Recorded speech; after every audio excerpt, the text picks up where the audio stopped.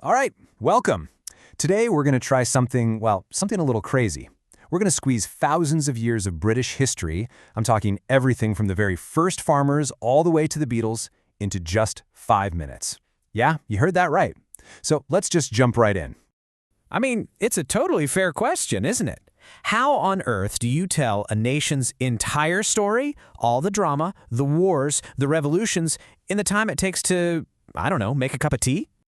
Well, here's how you do it. You can't tell every story. Instead, you've got to piece together the absolute key moments. You know, the big turning points, the game-changing ideas that really forged a nation's identity. Think of it like a highlight reel, the greatest hits of British history. Okay, so let's wind the clock way, way back. Our first chapter covers a huge chunk of time, kicking off with Britain's prehistoric origins and taking us all the way to an invasion that would, and I mean this, completely change everything. Just look at the sheer scale of this timeline. We're starting 6,000 years ago, when the very first farmers show up. Then we jump forward to the Iron Age, and suddenly you've got the first coins popping up, some even with the names of local kings on them.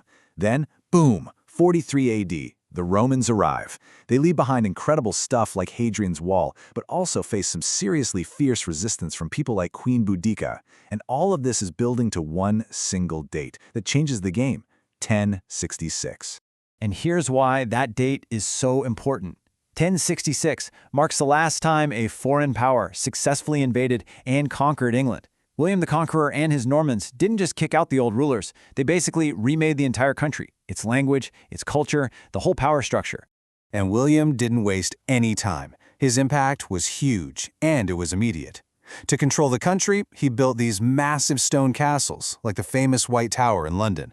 To control the money and land, he ordered this incredible survey of his new kingdom, called the Domesday Book. But the biggest change? He brought in a whole new French-speaking ruling class. And this just perfectly sums up the new reality. Overnight, you had these two completely different cultures living side by side. The bosses, the landowners, they all spoke Norman French. But the ordinary people, the folks working the land, they still spoke Anglo-Saxon. What's so amazing is that over hundreds of years, these two languages would kind of smash together and eventually give us the language we speak today, English. So, with this new kingdom established, the stage is set for our next chapter.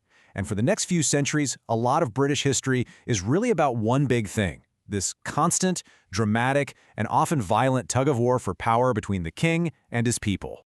This whole struggle brings us to a really famous year, 1215. A bunch of angry barons had had enough, and they basically cornered King John and forced him to sign a document called the Magna Carta. This was a huge deal because for the very first time, it put down in writing that everyone, and that includes the king, had to follow the law.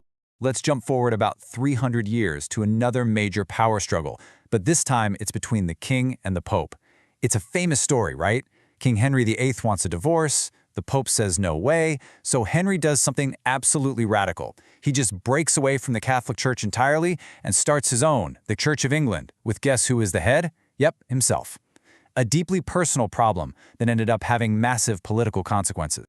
Now, this whole conflict between the crown and the people really comes to a head in the 1600s.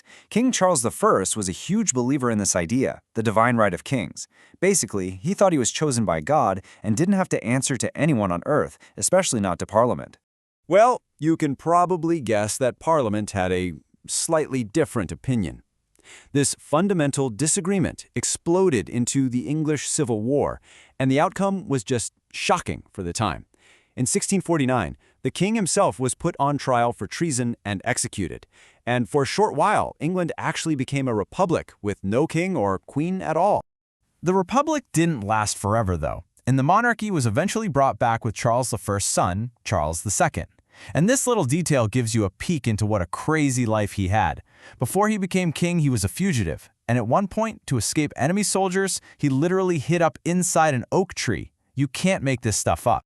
So this long, messy power struggle finally gets sorted out in 1688 with what's called the Glorious Revolution. It was called that because it was mostly peaceful. A year later, the Bill of Rights was signed, and that really settled it. The monarch's power would be limited, and Parliament's authority was cemented. This created the kind of constitutional monarchy that's still in place today. Okay, so with all that political drama starting to settle down, Britain was primed for a totally different kind of revolution. This one wasn't about kings and castles. It was about steam engines and steel factories. And it wouldn't just change Britain. It was about to change the entire world. The real game changer was the steam engine. It powered the Industrial Revolution, and you can see the effect right here. It just completely flipped the economy on its head. For the first time ever, in the 18th century, manufacturing became a bigger employer than farming, pulling millions of people away from the countryside and into brand new, fast-growing cities. Now, this era of incredible change wasn't just about machines. It also sparked massive social change and new ways of thinking. And a really important date to remember is 1833. That's the year the Emancipation Act was passed, which officially abolished slavery across the entire British Empire. And there was just so much else going on during this period. I mean, you have the American colonies declaring independence in 1776. You have the Enlightenment, which is churning out all these new ideas about science and democracy. Britain itself starts to lean into free trade.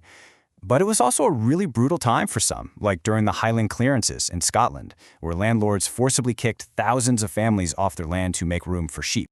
And that brings us to our final chapter, the modern age. Now we're going to look at the UK as we know it today, a complex union of 4 distinct nations, each with its own story. This is actually a really neat way to see those different national identities. Each country has its own patron saint. St. David for Wales, St. Patrick for Northern Ireland, St. Andrew for Scotland, and of course St. George for England. It's a good reminder that it's a union of different cultures. And it's also worth remembering that the map changed again pretty significantly when Ireland officially became a republic back in 1949. As we roll into the 20th century, Britain's global influence starts to look a little different. Take the swinging 60s. Suddenly, you've got this cultural explosion. British music, British fashion, led by bands like the Beatles, just took over the world. This so-called British invasion was proof that the country's power wasn't just about military might or industry anymore, it was cultural. And there you have it. A story that was kicked off by a foreign conquest, completely reshaped by internal revolutions, and then utterly transformed by world-changing inventions. From a kingdom divided by language to a global cultural force. Which of course leaves us with one big question to think about.